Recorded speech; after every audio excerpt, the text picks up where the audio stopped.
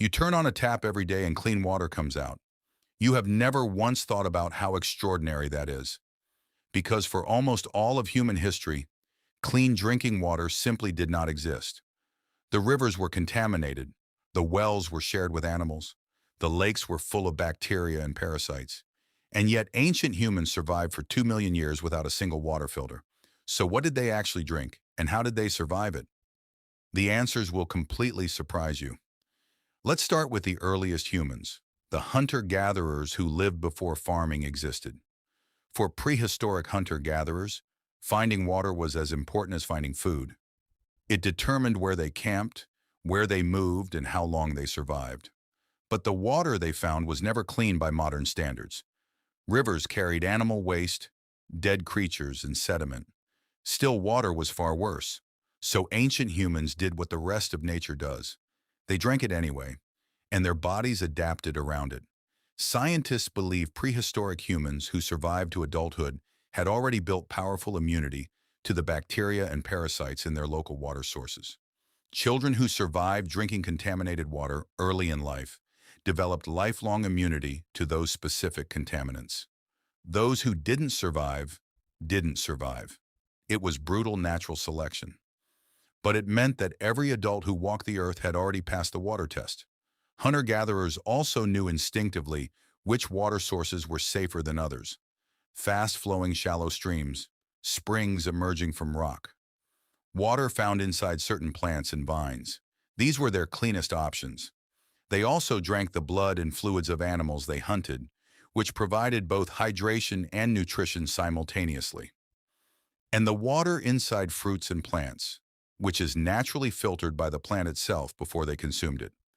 Now let's fast forward to when humans settled into farming communities, because this is where the water problem got dramatically worse.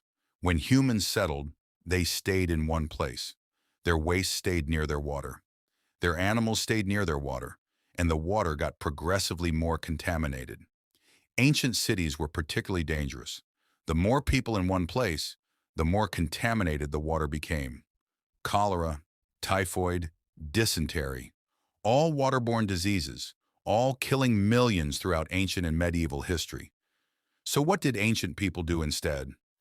They discovered something unexpected. They drank fermented drinks, beer, wine, ale, fermented milk, and the fermentation process killed most of the dangerous bacteria that made water deadly. Beer is one of the oldest beverages in human history. Evidence of beer production goes back at least 13,000 years. But ancient beer was very different from what we drink today.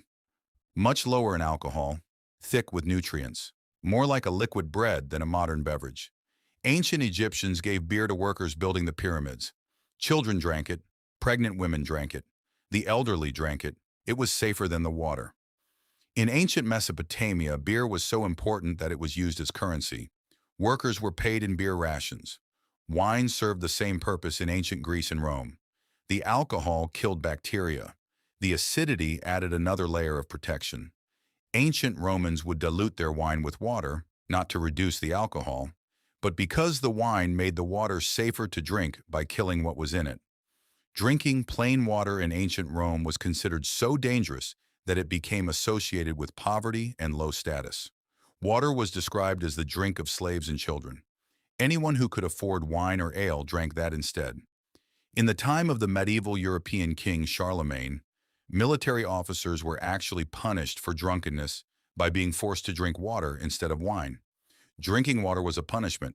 Think about that for a moment. Now let's talk about something even more fascinating. Ancient humans actually developed purification methods without ever knowing that bacteria existed. Boiling water was one of the earliest and most widespread purification methods across ancient civilizations. Ancient Sanskrit texts from India dating back to 2000 BC recommend boiling water and filtering it through sand and gravel before drinking. The ancient Egyptians used copper vessels to store water, without knowing that copper is naturally antimicrobial and kills bacteria on contact. They also used alum, a natural mineral, to make particles in murky water clump together and sink to the bottom, leaving clearer water above. Ancient Greeks used silver vessels to keep water fresh. silver being another naturally antibacterial metal. Today, silver is still used in modern water filtration systems. Ancient Chinese civilizations boiled all drinking water as standard practice, a cultural habit that health historians believe gave China a significant survival advantage over other civilizations for thousands of years. And the Romans, despite their famously contaminated cities, built extraordinary aqueducts specifically to bring fresh-flowing water from distant clean mountain sources into the city.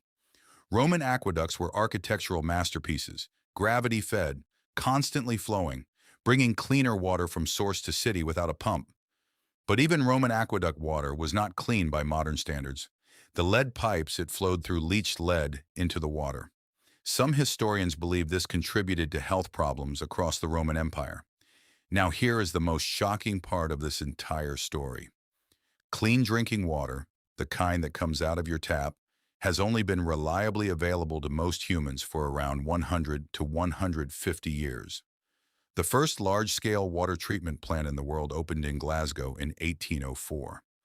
The first chlorinated water supply in the world was introduced in New Jersey in 1908. Before that, every human on Earth drank water that we would consider unsafe today, without exception. Cholera outbreaks killed hundreds of thousands in 19th century European cities because millions of people were sharing water sources contaminated with human waste. It was only when a doctor named John Snow mapped a cholera outbreak in London in 1854 and traced it to a single contaminated water pump that the world finally understood water and disease were connected. That single discovery eventually led to modern water treatment, to the clean water that comes out of your tap today. Ancient humans did not drink clean water because clean water did not exist for almost all of human history. They survived through natural immunity, through fermented drinks, through boiling, through copper and silver, through moving to fast-flowing water, through every creative solution they could find. The next time you turn on a tap and clean water flows out, remember what it took to get there. 2 million years of contaminated rivers, fermented drinks, lead pipes, cholera outbreaks, and one doctor with a map in Victorian London.